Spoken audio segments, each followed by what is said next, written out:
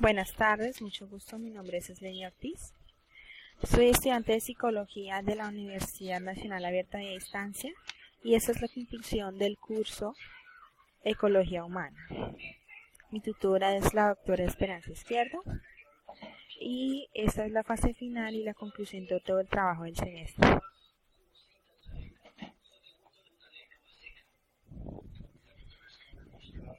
Bueno.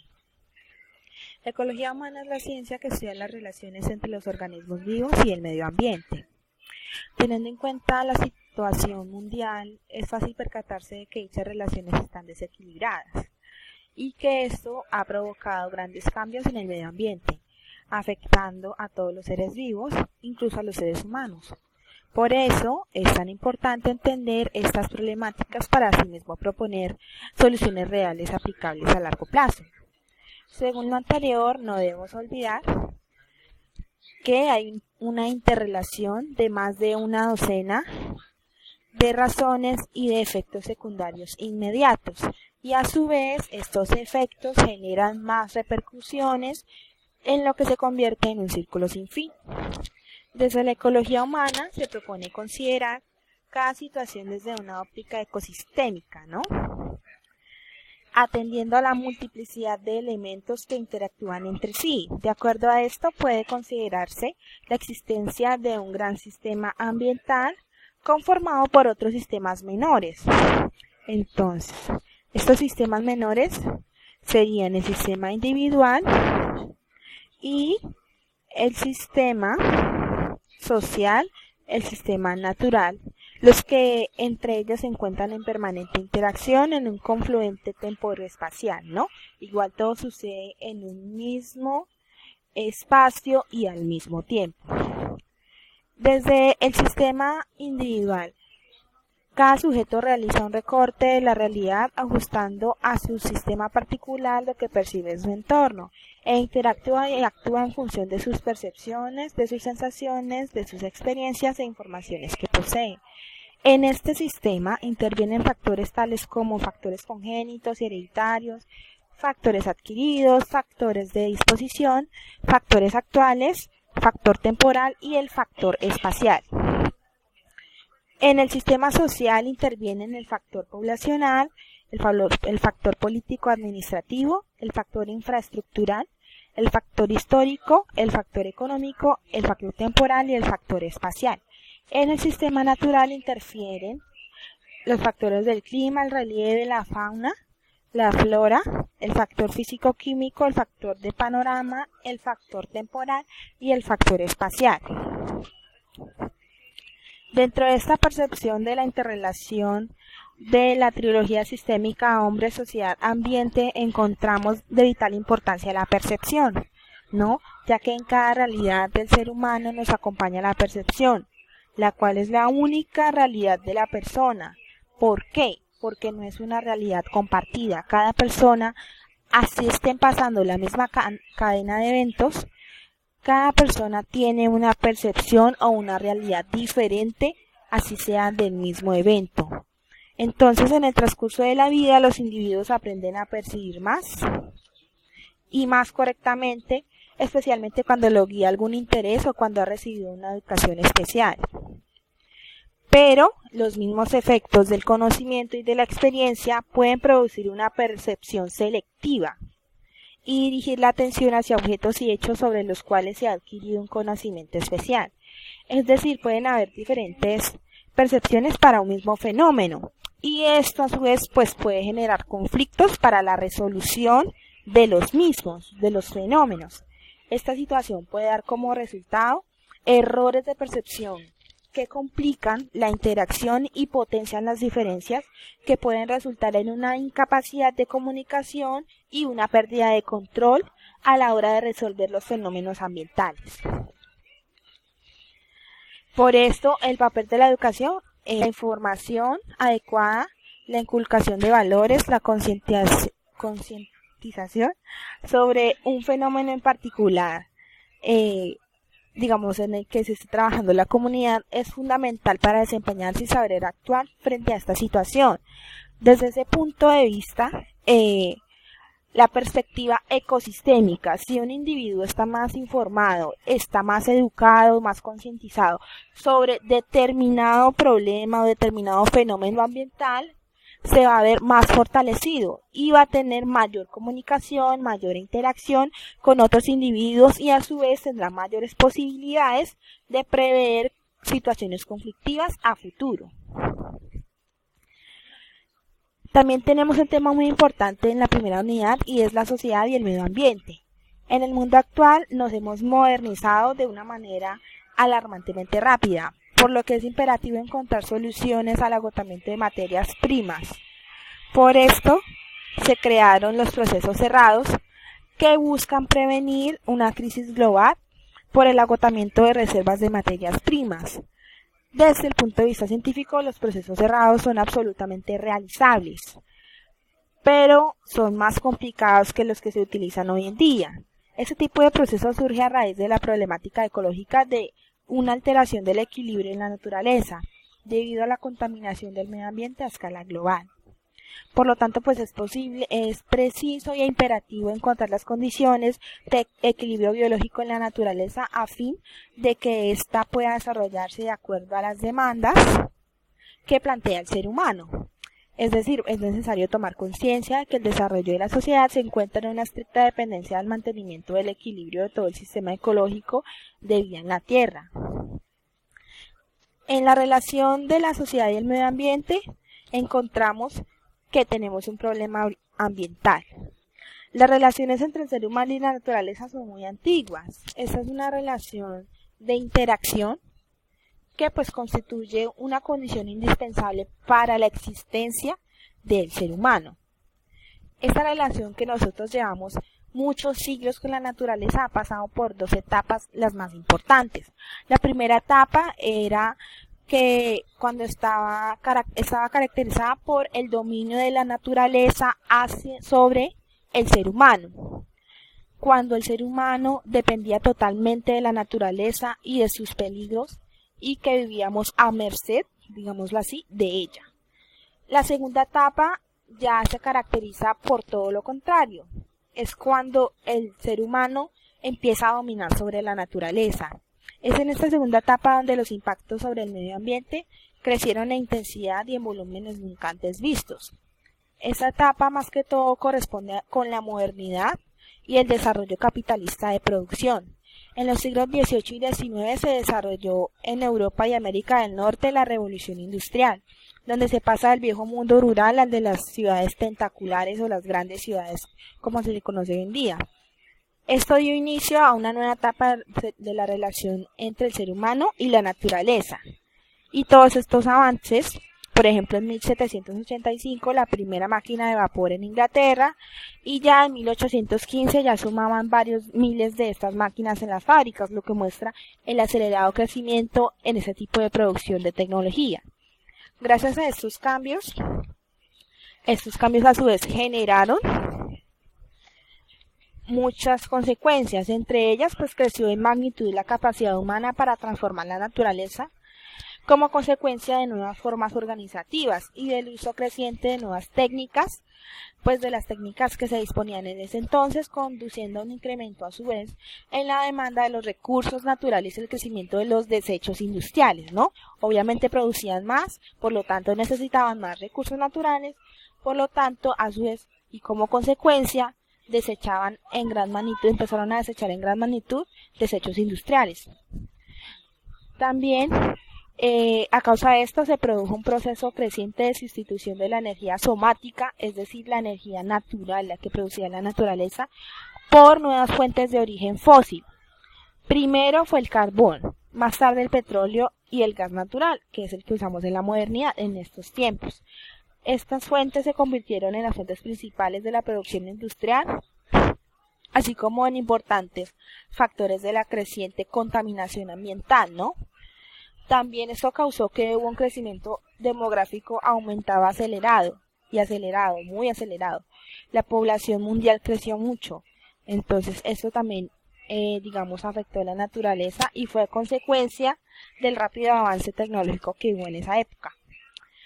También generó que en el marco de la competencia capitalista por el control de los mercados se produciera una explotación intensiva de los recursos naturales, ignorando el carácter finito de estos recursos y la limitada cantidad de carga del planeta. Cabe resaltar que la humanidad mejoró sus condiciones de vida, sí, pero el hombre, al transformar la naturaleza, violentó esta interacción entre la sociedad y naturaleza y creó un problema ecológico. La lógica que emana de esta naturaleza capitalista de producción se mueve en la dirección del proceso de la maximización de la ganancia. Esta lógica pues ignora la existencia de todo tipo de límites y propicia un crecimiento continuo del consumo social. La degradación del medio ambiente pues obviamente pone en peligro la vida de la naturaleza. Y se han generado varios problemas graves con los cuales estamos luchando hoy en día a consecuencia de todos sucesos anteriores. Estos problemas ambientales son pérdida de la biodiversidad, aumento de la contaminación, degradación del suelo, agotamiento de la capa de ozono y el cambio climático, que es el más grave de todos. En la unidad 2,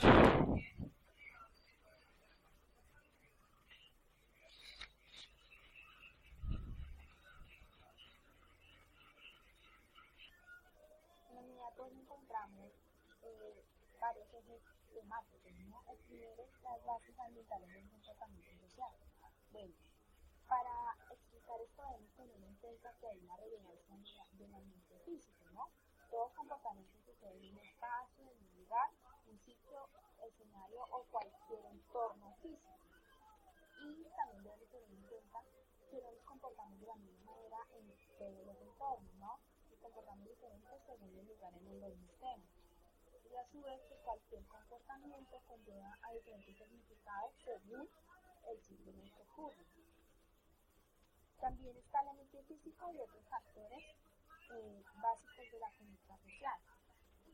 Han habido reducciones tales como, digamos, la cultura está por encima de lo biológico, o son incompatibles la biología y la cultura entre sí, y esto no es cierto, ¿no? Tenemos varias teorías, por ejemplo la teoría evolucionista muestra que los mecanismos de la variación y la herencia de determinados aspectos biofísicos y comportamentales son seleccionados a partir de la interacción con las características del medio en el que se desarrollan los organismos. Por lo tanto, hay una gran diferencia en las bases ambientales y comportamientos sociales. También la adaptación del ambiente en un organismo es producida, digamos, todos los seres humanos tenemos una función adaptativa, ¿no? Entonces, también depende mucho del ambiente en el que estamos, el ambiente físico en el que nos desarrollamos, porque también nosotros, si nuestra función adaptativa nos convierte a largo plazo en los seres humanos que somos hoy, ¿no? Entonces, esto se conecta con la evolución filogenética, el desarrollo genético y el contexto inmediato. Y entre todos ellos hay una interrelación entre las bases biológicas y ambientales del comportamiento, ¿no? Estas variables, como las que les acabo de mencionar, intervienen de forma simultánea, es decir, al mismo tiempo, con una diferente disposición genética para la empatía o predisposición de ciertas conductas. Entonces, es muy importante entender que nosotros genéticamente tenemos predisposiciones a ciertas cosas, predisposiciones a fumar, predisposiciones a adicciones, predisposiciones, genéticamente a muchas cosas. Sin embargo, también tenemos que tener en cuenta que todos esos factores ambientales que mencioné anteriormente interrelacionan e interactúan entre sí para generar un ser humano adulto como producto final.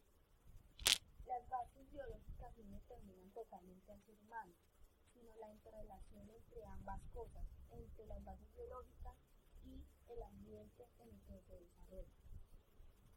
También tenemos los factores ambientales y la sociedad contemporánea.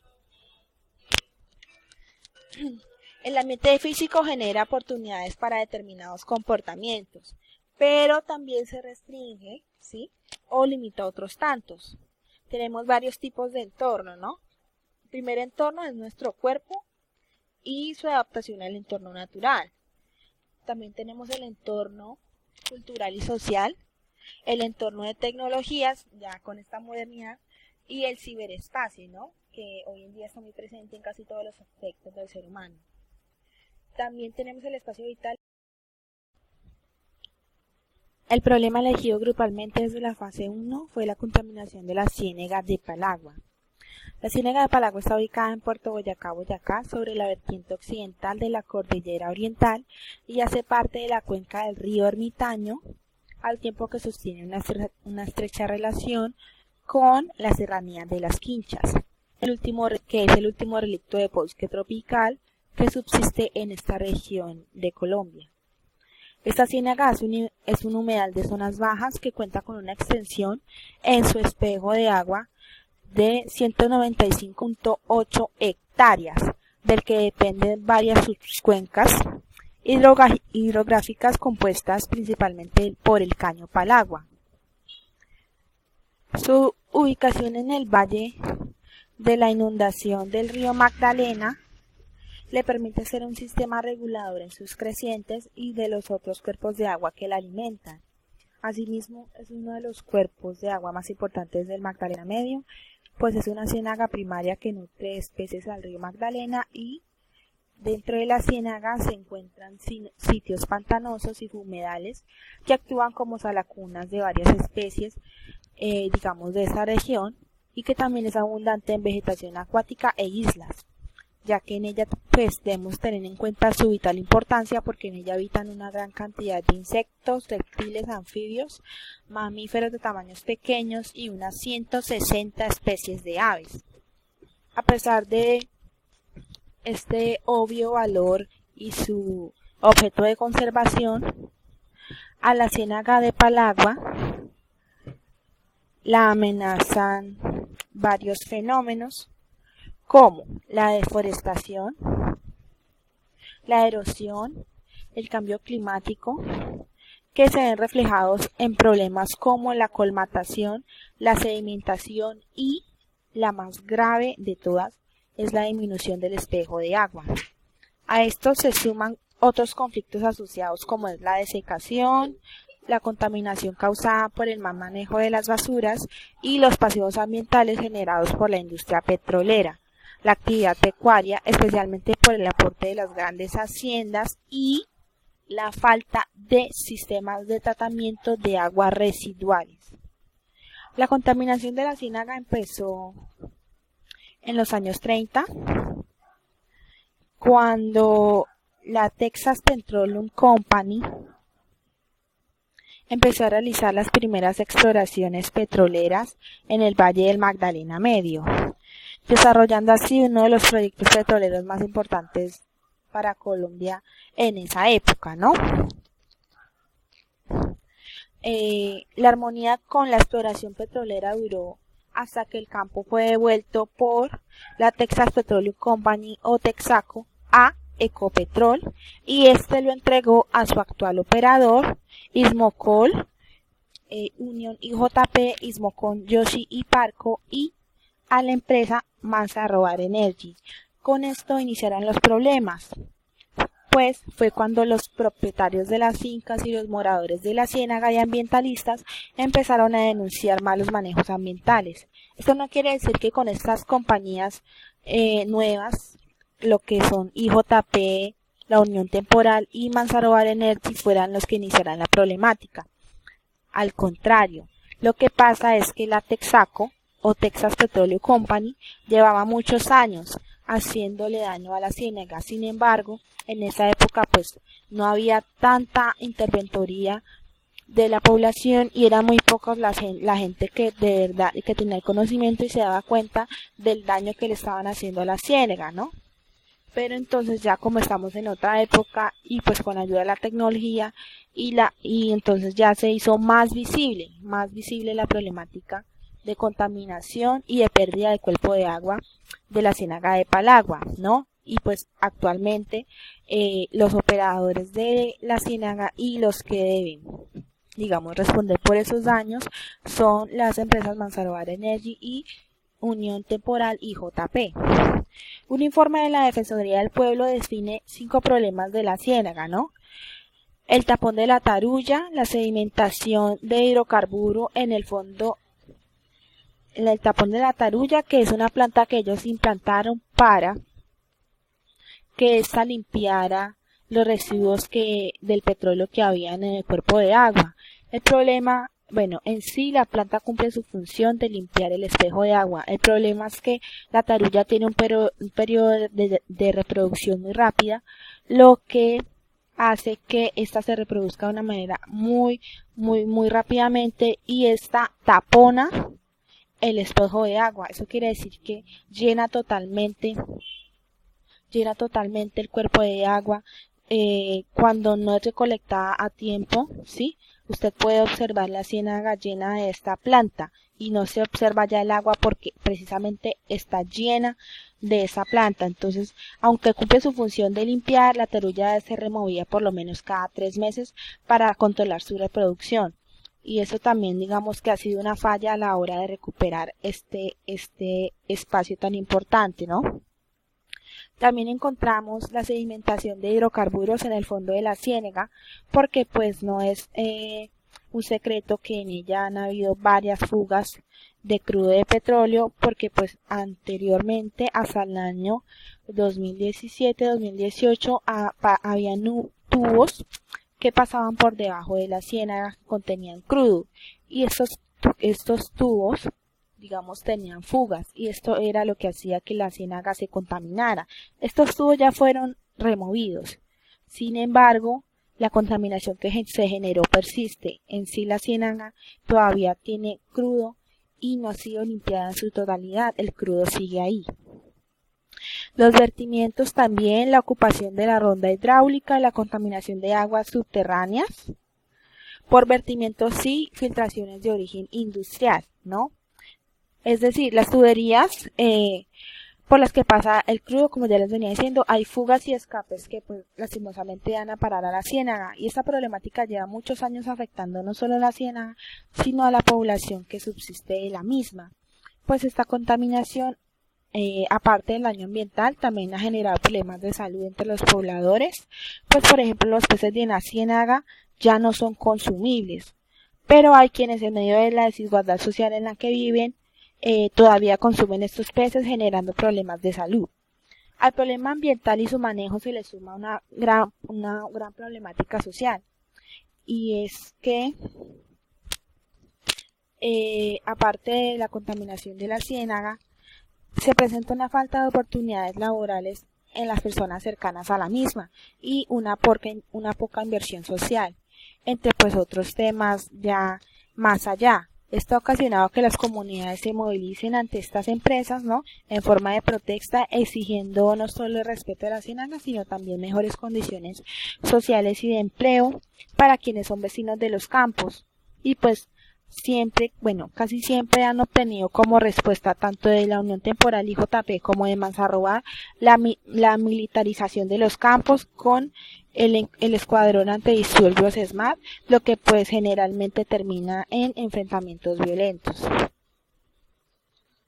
Explique la estrategia educativa como alternativa de solución. Bueno, tenemos la posibilidad de capacitar a las personas pedagógicamente por lo menos una vez al año para que ellos mismos tengan herramientas para conservar la ciénaga. Además que esto resaltaría la importancia de la misma, lo cual es de vital importancia, ¿no?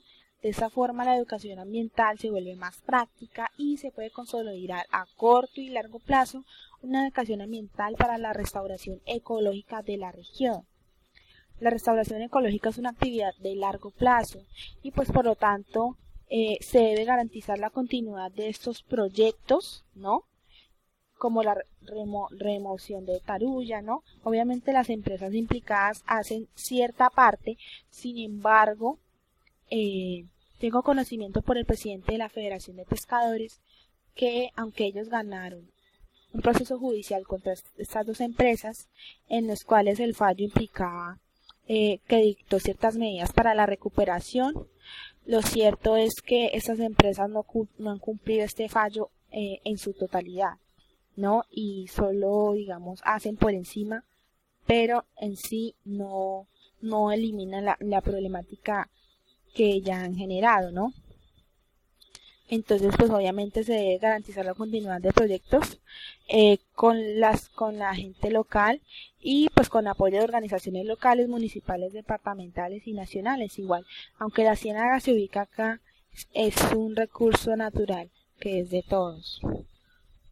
También por lo menos cada 6 meses que los entes territoriales hagan campañas pedagógicas a los niños, niñas y adolescentes para ir fomentando una cultura de conservación con corresponsabilidad social. ¿Por qué? Porque los niños, yo siempre he pensado que los niños son el futuro. Y si nosotros podemos cambiar el paradigma